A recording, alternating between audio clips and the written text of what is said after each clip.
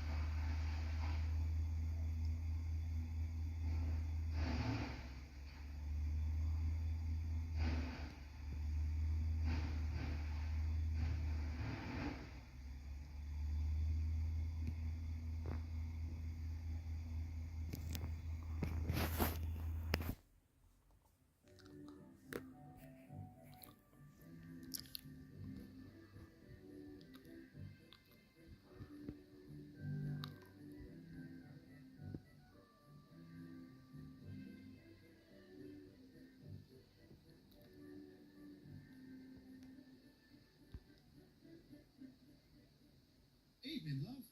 What can I get for you? A Budweiser, please. Oh, thank God for that. What do you mean? Nothing. Anything else? Yes, I'm here to see Big Green. Ah, tops. You get half price off your drinks then. Excellent. That'll be £50, please. What the fuck? And now, ladies and gentlemen, boys and girls, and the moment you've all been waiting for. Debuting his stand-up comedy routine tonight, I give you a staple character of the Thomas the Tank Engine franchise, one of the original Steam Team, the number 3 of the Northwestern Railway, an engine who was once afraid of a few drops of rain. Give it up for Henry!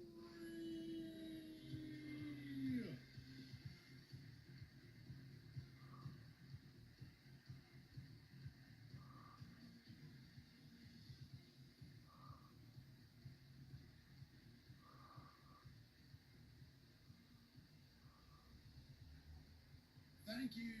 Thank you very much. Yes, hello everyone. I'm Henry from the Stories of Sodor and a million other variations of this franchise.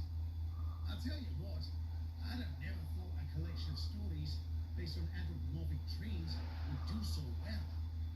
And that's saying plenty, considering I'm one of them. But I'll just add that to the ever-growing list of things I don't understand. That right there was my very lame segue into the theme of tonight's routine. Hashtag lame segue is lame.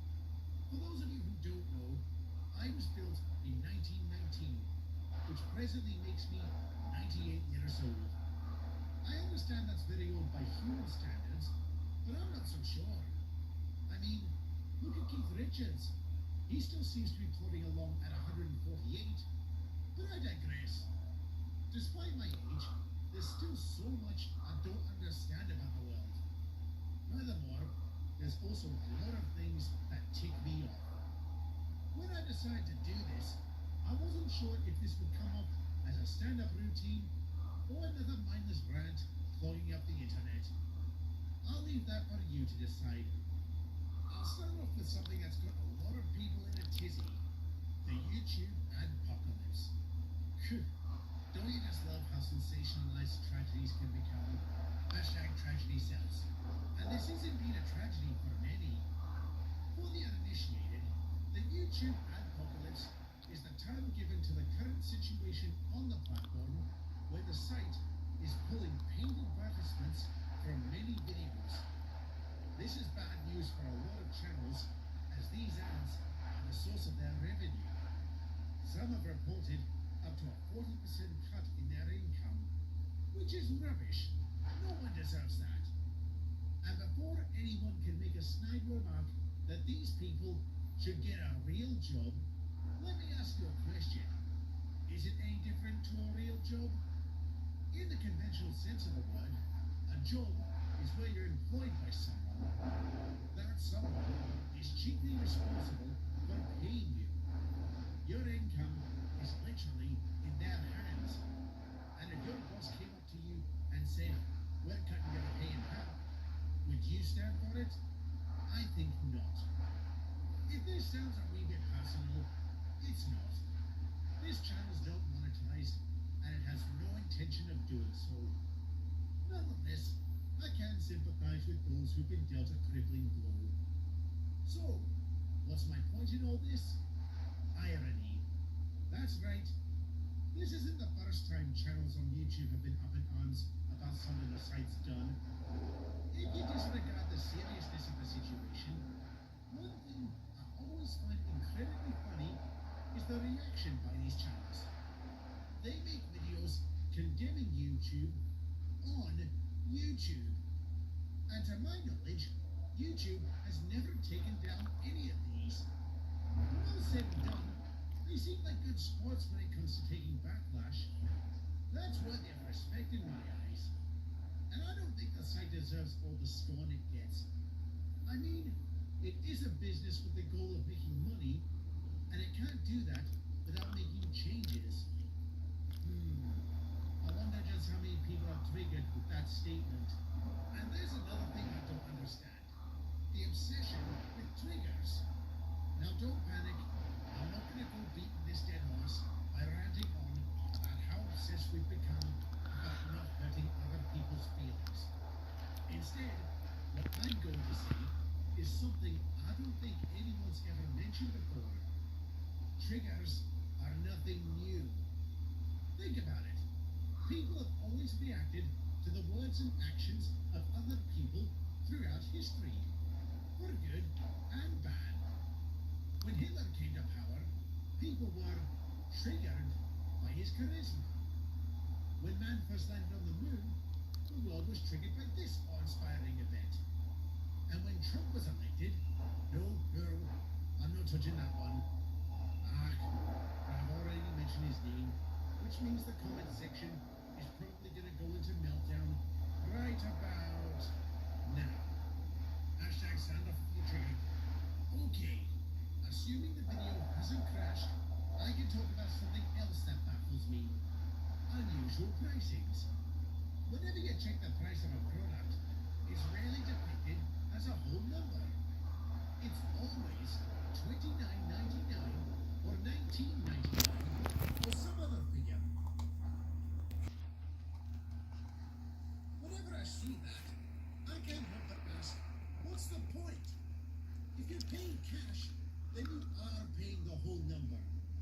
And if you're paying by card, then you say 1 cent or shilling or whatever denomination applies to you.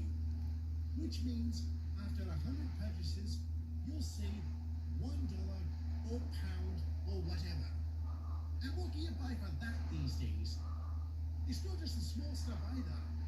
Larger things like cars, where the vendors are giving them away for $29,990. Oh, so instead of paying 23 grand, you save 10 whole whatevers instead. Great! Now I have enough money to put into the supermarket to buy lunch. But before I do that, I best check what's in it. And yes, that's the next topic I want to cover. The ingredients in food. Now this, I fully understand. There are a lot of people out there with some very serious allergies. The creator of this channel, for instance, he's allergic to sulfur. And you'd be very surprised how many foodstuffs have sulfites in them. So having common elements like wheat, milk and so forth on the packaging certainly makes sense. But then there are the other ingredients you find. Things like sodium hexametaphosphate. Now what the hell is that? I'm not even sure if that's a real thing, to be honest. I mean, unless you're a chemist, you're not gonna know what it is. And whenever you see an ingredient that's 26 letters long, you gotta wonder, should I even be ingesting this? Then, there are the common ingredients that are preceded by an unusual adjective, like inverted sugar, for instance. instance. What does that even mean? I know you can probably find out these things with a quick Google search, but it's far easier to complain about something than to research it. I also know it must sound strange for a train to be ranting about food, considering I don't and can't eat anything, but the bloke who voices me is semi-human, so I guess that counts. Hashtag self-deprecating humor. One thing that truly, utterly baffles me, however, is the strange description you find in relation to some foods. Here's an example. Last week, my driver had a packet of cashew nuts. Just for curiosity's sake, he read the ingredient list on the back. Aside from the incomprehensible ones, there was one line that made us laugh. It read, "May contain traces of nuts." What do you mean, may? Does that mean it's not really a cashew? That it's made from something else? If it is, am I better off knowing or doing the Matrix thing and remembering ignorance is bliss? I really don't know. What I do know is that I'm sure you're all sick of listening to me rant. So I'll end the routine here. If you've made it this far, thank you very much for that. And if you'd like me to do this again, sound off in the comments, as I still have plenty of material.